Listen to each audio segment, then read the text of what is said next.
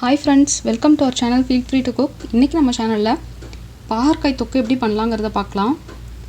வாங்க இப்போ அதுக்கு தேவையான ingredients என்னங்கறத பாத்துறலாம். நான் வந்து 3 பாகற்காய் எடுத்து நல்லா இந்த மாதிரி பொடியா நறுக்கிருக்கேன். விதையெல்லாம் எடுத்துட்டு நல்லா வந்து 3 தடவை கழுவிட்டு உப்பு மஞ்சள் தூள் போட்டு 1 மணி நேரம் ஊற வச்சிருந்தேன். எதுக்கு இப்படி ஊற வைக்கிறோம்னா அந்த கசப்பு தன்மை எல்லாம் எடுக்கிறதுக்கு. இத மறுபடியும் இப்போ ஒரு 3 தடவை வந்து கழுவிரலாம். அரை பெரிய வெங்காயம் எடுத்து பொடியா நறுக்கி வச்சிருக்கேன். 1 தக்காளி எடுத்து அதையும் பொடியா நறுக்கி வச்சிருக்கேன். ஒரு நெல்லிக்காய் அளவுக்கு புளி எடுத்து ஊற வச்சிருக்கேன். உப்பு தேவையான அளவு, காரத்துக்கு மிளகாய் தூள் உங்களுக்கு தேவையான அளவு, மஞ்சள் தூள் 1/4 டீஸ்பூன், சீரகம் 1/4 டீஸ்பூன், கடுகு 1/4 டீஸ்பூன், தனியாத்தூள் தேவையான அளவு, சீரகத்தூள் 1 டீஸ்பூன், எண்ணெய் தேவையான அளவு.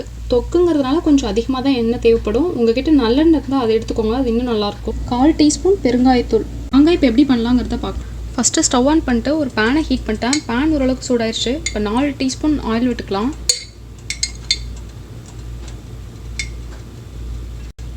எண்ணெய் ஓரளவுக்கு சூடாயிருச்சு. 1/4 டீஸ்பூன் கடுகு சேர்த்துக்கிறேன். கடுகு பொரிய ஆரம்பிச்ச உடனே 1/4 டீஸ்பூன் சீரகம் சேர்த்துக்கிறேன். சீரகம் பொரிய ஆரம்பிச்சிருச்சு. இப்போ வெங்காயம் சேர்த்துக்கலாம்.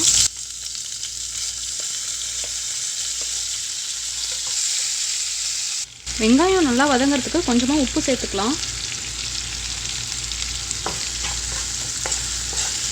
உப்பு சேர்த்துட்டு நல்லா ஒரு தடவை மிக்ஸ் பண்ணி விட்டுக்கோங்க. பாருங்க வெங்காயம் நல்லா வதங்கிடுச்சு. இப்போ நம்ம வந்து கழுவி வச்சிருக்க பாகற்காய் ஆட் பண்ணிக்கலாம்.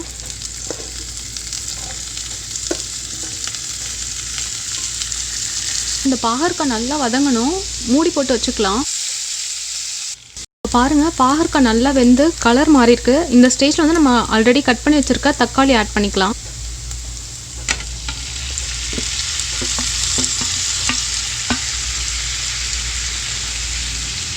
தக்காளியை வந்து நீங்க மிக்சியில் அரைச்சிட்டு பேஸ்டா கூட ஆட் பண்ணலாம். உங்களுக்கு எப்படி விருப்பமோ அது மாதிரி ஆட் பண்ணிக்கோங்க. இந்த தக்காளி வந்து நல்லா மசியணும், அந்த அளவுக்கு இது வதங்கணும்.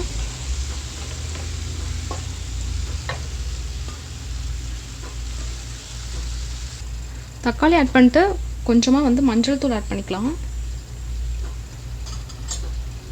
இப்போ இது நல்லா ஒரு தடவை மிக்ஸ் பண்ணி விட்டுக்கலாம்.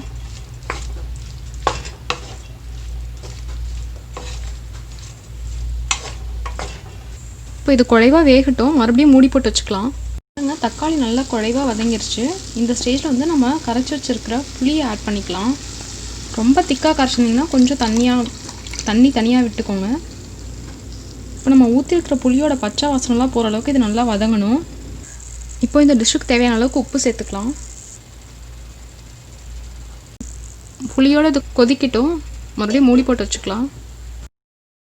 இப்போ புளியோடு நல்லா சேர்ந்து கொதிக்க ஆரம்பிச்சிருக்கு. இந்த ஸ்டேஜில் வந்து நம்ம மசாலா எல்லாமே ஆட் பண்ணிக்கலாம்.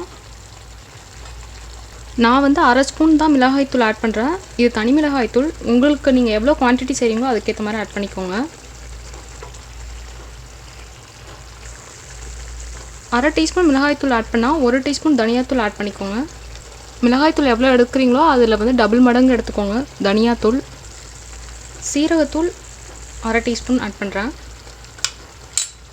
இப்போ இது எல்லாத்தையும் நல்லா ஒரு தடவை மிக்ஸ் பண்ணி விட்டுக்கோங்க.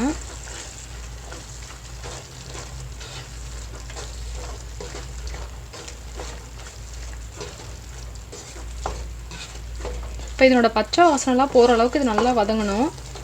அது வரைக்கும் நம்ம வெயிட் பண்ணலாம். இப்போ பாருங்கள் நல்லா ஒரு 5 நிமிஷம் கொதிச்சிருக்கு. இன்னும் நான் வந்து ஒரு 5 நிமிஷம் இருக்கட்டும். நம்ம ஊற்றிருக்கிற எண்ணெய்லாம் நல்லா வந்து தெளிஞ்சு வரணும். அந்தளவுக்கு இது இருக்கணும். மறுபடியும் வந்து மூடி போட்டு சிம்மில் வச்சுக்கலாம். இப்போ பாருங்கள் ஓரளவுக்கு எண்ணெய் பிரிஞ்சு வர ஆரம்பிச்சிருக்கு. இந்த ஸ்டேஜில் உப்பு காரம்லாம் கரெக்டாக இருக்கான்னு பார்த்துக்கோங்க. உப்பு காரம்லாம் கரெக்டாக இருக்குன்னா லாஸ்ட்டாக வந்து கொஞ்சமாக வந்து பெருங்காயத்தூள் ஆட் பண்ணலாம். நல்ல ஒரு ஃப்ளேவர் கொடுக்கும் இதை ஆட் பண்ணுறதுனால. மறுபடியும் மூடி போட்டு வச்சுக்கலாம். கொஞ்சமாக வந்து லாஸ்ட்டாக வெல்லம் ஆட் பண்ணிக்கலாம். இதை ஆட் பண்ணுறதுனால ஆக்சுவலாக வந்துட்டு நமக்கு போட்டிருக்கிற உப்பு காரம் புளிப்பு எல்லாமே வந்து கரெக்டாக எடுத்து கொடுக்கும். அதுக்கு தான் இந்த வெல்லம் ஆட் பண்ணுறது. உங்களுக்கு இது வேணாம்னு நினச்சிங்கன்னா ஸ்கிப் பண்ணிக்கலாம். கொஞ்சமாக கருவேப்பிலையில் லாஸ்ட்டாக தூவி விட்டுக்கோங்க. எல்லாம் ஆட் பண்ணதுக்கப்புறம் ஒரு 2 நிமிஷம் மட்டும் இருக்கட்டும். இப்போ பாருங்கள் ஃப்ரெண்ட்ஸ், நம்மளோட பாவக்காய் தொக்கு சூப்பராக ரெடி ஆகிடுச்சு. நல்லா எண்ணெய் தெளிஞ்சு வர ஆரம்பிச்சிருச்சு. இந்த மாதிரி எண்ணெய் தெளிஞ்சு வந்ததுக்கப்புறம் நீங்கள் இதை ஸ்டவ் ஆஃப் பண்ணிட்டு இதை சர்வ் பண்ணிக்கலாம். இது வந்து ஒயிட் ரைஸ், சப்பாத்தி இதுக்கெலாம் வந்து நல்ல காம்பினேஷனாக இருக்கும். இந்த ரெசிபியை கண்டிப்பாக நீங்களும் உங்கள் வீட்டில் செஞ்சு பாருங்கள். செஞ்சு பார்த்துட்டு உங்கள் கமெண்ட்ஸை எங்களுக்கு சொல்லுங்கள். இந்த ரெசிபி உங்களுக்கு பிடிச்சிருந்தால் மறக்காமல் எங்கள் சேனலுக்கு லைக், ஷேர் அண்ட் சப்ஸ்கிரைப் பண்ணுங்கள். தேங்க்யூ.